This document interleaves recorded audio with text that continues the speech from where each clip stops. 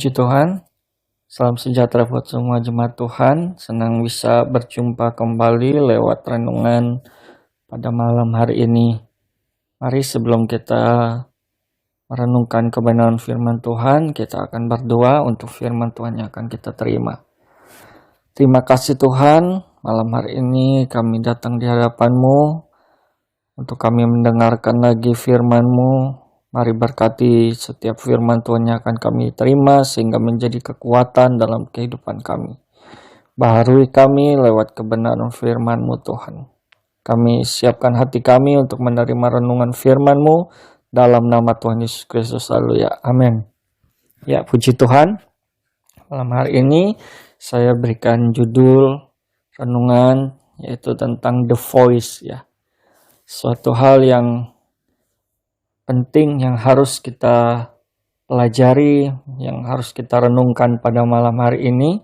Ya, saya akan ajak kita buka ayat firman Tuhan yang terdapat di dalam kitab Yoel pasal yang ketiga ayat yang 16. Yoel 3 ayat 16 firman Tuhan berkata, Tuhan mengaum dari Sion, dari Yerusalem ia memperdengarkan suaranya, dan langit dan bumi bergoncang. Tetapi Tuhan adalah tempat perlindungan bagi umat-Nya dan benteng bagi orang Israel. Ya, satu ayat yang cukup menarik yang dapat kita perhatikan, kita renungkan pada malam hari ini, ya, tentang Tuhan memperdengarkan suaranya. Dan kata firman Tuhan, langit dan bumi bergoncang ya. Ini satu hal yang dapat kita renungkan pada malam hari ini karena dalam ayat yang lain di dalam Ibrani pasal 12 ayat 26, firman Tuhan juga berkata begini, waktu itu suaranya menggoncangkan bumi, tetapi sekarang ia memberikan janji. Satu kali lagi aku akan menggoncangkan bukan hanya bumi saja, melainkan langit juga. Ya saudara, ini yang harus kita perhatikan, kita renungkan pada malam hari ini. Ya, ayat dasar kita katakan Tuhan memperdengarkan suaranya dan langit dan bumi bergoncang.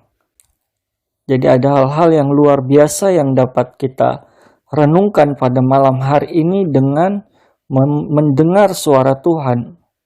Ya, dengan suara Tuhan inilah, maka kata firman Tuhan tadi dalam Yoel 3:16, ya, Tuhan adalah tempat perlindungan bagi umat-Nya. Ya, lewat suara Tuhan kita juga dapat perlindungan. Ya, ini yang menjadi suatu hal yang penting dalam kehidupan kita hari-hari ini. Ya, di tengah-tengah keadaan yang terus ada dalam semakin sukar, ya, semakin orang mencari perlindungan, ya, kita tidak dapat perlindungan di manusia hari-hari ini, tetapi kita hanya dapat perlindungan ketika kita datang kepada Tuhan. Ya, oleh karena itu kita perlu belajar ya tentang bagaimana suara Tuhan itu menjaga, melindungi saya dan saudara. Tentu tidak semua orang akan menerima perlindungan dari Tuhan. Ya, tidak semua orang dapat mengalami berkat perlindungan Tuhan. Ada hal-hal yang malam hari ini dapat kita pelajari lewat suara Tuhan ya.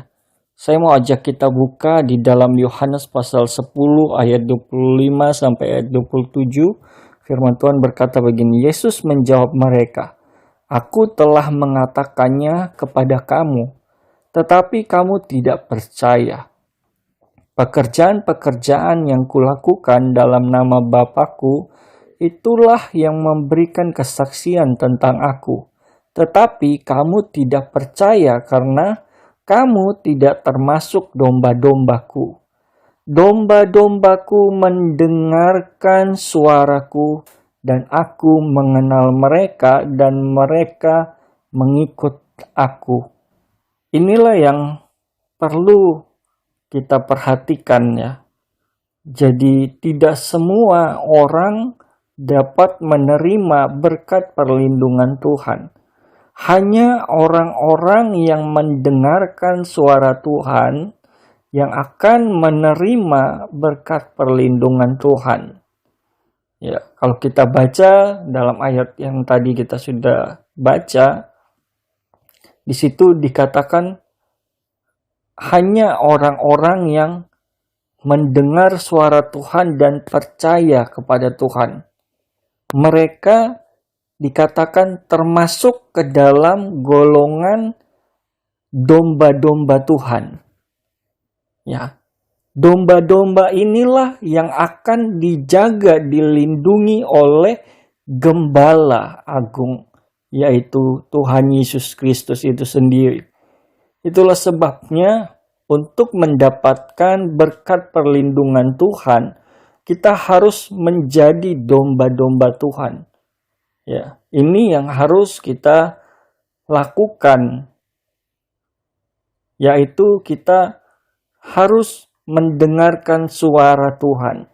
Karena di bagian firman Tuhan ini dikatakan hanya domba-domba yang mendengar suara Tuhan. Dengan kata lain, firman Tuhan juga mencatat ada domba dan ada juga yang namanya kambing. Dan kambing ini tidak mendengar suara gembalanya. Ya, tetapi domba-domba mendengarkan suara gembala, dan kata firman Tuhan, Tuhan mengenal mereka dan mereka mengikut aku. Ya, jadi domba-dombalah yang mendengarkan suara Tuhan.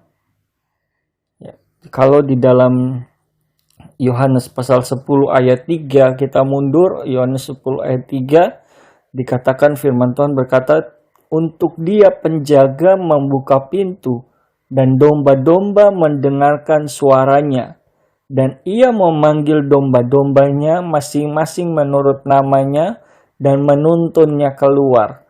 Jika semua dombanya telah dibawanya keluar, ia berjalan di depan mereka dan domba-domba itu mengikuti dia, karena mereka mengenal suaranya.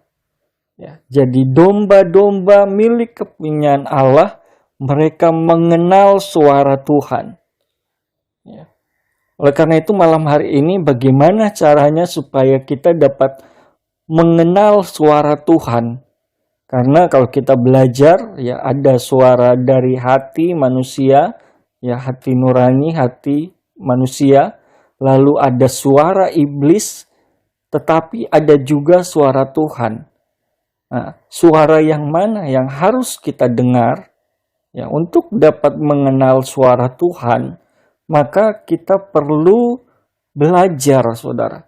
Di dalam Yesaya pasal 50 ayat 4 firman Tuhan berkata begini, Tuhan Allah telah memberikan kepadaku lidah seorang murid, supaya dengan perkataan aku dapat memberi semangat baru kepada orang yang letih lesu. Setiap pagi ia mempertajam pendengaranku untuk mendengar seperti seorang murid. Tuhan Allah telah membuka telingaku dan aku tidak memberontak, tidak berpaling ke belakang. Ya, jadi untuk dapat mengenal suara Tuhan, setiap pagi kita perlu belajar mendengar suara Tuhan. Kalau malam hari ini kita mendengar suara Tuhan lewat firman Tuhan, lewat renungan, maka kita harus melatih. Setiap malam, setiap hari kita mendengar suara Tuhan, maka kita dikatakan akan mengenal suara Tuhan. Ya, yang mana suara Tuhan, yang mana suara hati manusia, bahkan yang mana suara iblis kita bisa tahu ya, karena kita terlatih.